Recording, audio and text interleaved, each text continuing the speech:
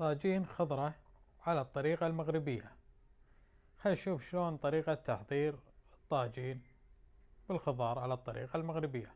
عندي المكونات هني، عندي البهارات الناعمة، عندي البهار المشكل، زنجبيل، فلفل، كركم، ملح، عندي الثوم طحنته بس شوية، لا تدخلون وياه وايد الثوم، وعندي هني الزيت الأصلي اللي هو الفلسطيني، والماي، والليمون، عصرة ليمونة، والبصل شرايح، والخضار المجمد، والزعفران، بقدونس، كزبرة، فلفل بارد، قرع، الزهرة، زيتون، وعندي هني الخضار، عندي الجزر، كوسة، بطاط، وليمون مسوي على شرايح.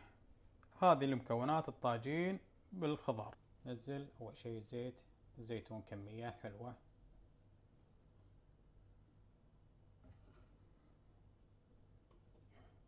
وانزل البصل، خليه شوية، سكر عليه، بس لا تنسون حطوا الملح شوي مع البصل. عندي هني ذهب حق التتبيلة، ماي أول شيء، شوية ماي، ونزل اللي هم البهارات الناعمة، شوية الثوم، خليت شوية عشان بعد شوية حق البصل لما يطبخ البصل حط شوية هني بالتتبيلة وشوية ويا البصل. الليمونة عصرة، شوية الزيت الزيتون، حط شوية من الزعفران. بعد ما حطيت الزعفران كذي خلط البهارات مع الماء والزيت. الحين نشيك عليه، بعد باقي بس لازم اقلبه كذي عشان ياخذ اللي خذه من الزيت من تحت. بعد باقي له، بعد للحين ما طبخ. الحين ايش راح اسوي؟ راح انزل الثوم اللي قلت لكم باقي منه شوية، نزله هني مع البصل وخلطه. اول شيء القرع بخليه كذي، وبعدين بصف جزر، بطاط، بعدين عاد تصفون كذي فلفل يمها. عاد شوفوا شلون اللي تحبون طريقة الرسمة الحلوة.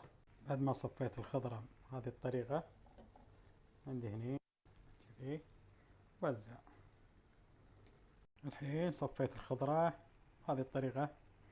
الحين اخذ لهم من التتبيلة ورشها عليهم، خليها تاخذ على الخضرة كلها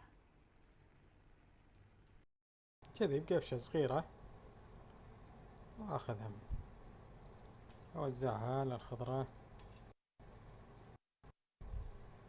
بهذه الطريقة. الحين انزل الزيتون، لأن طبخ نص الطبخة انزل عليها الزيتون. الحين اوزع الزيتون. عاد لازم مع الطاجين، دام الأكلة مغربية لازم يبي له سلطة مغربية. السلطة المغربية كل بيت مغربي لازم يسوون هالطريقة، هذه السلطة أغلبهم يعني يحبون السلطة المغربية بهذه الطريقة. شنو؟ بطاط، بصل، بقدونس، كزبرة، زيت زيتون، خل التفاح، البهارات هني فلفل أسود، كمون، بودرة ثوم، الملح. هذول راح نخلطهم مع بعض، اللي هو زيت الزيتون والخل والبهارات حق وقت التقديم. خلطهم واحطهم هني وخلط السلطة، بس ما احطهم الحين، لا، وقت التقديم. وهذا الطاجين وجاهز، واحلى طاجين مغربي. خليته 2.5 كذا على نار هادية يطبخ، يا حلو الريحة، ومع السلطة المغربية ومع الخبز الكويتي.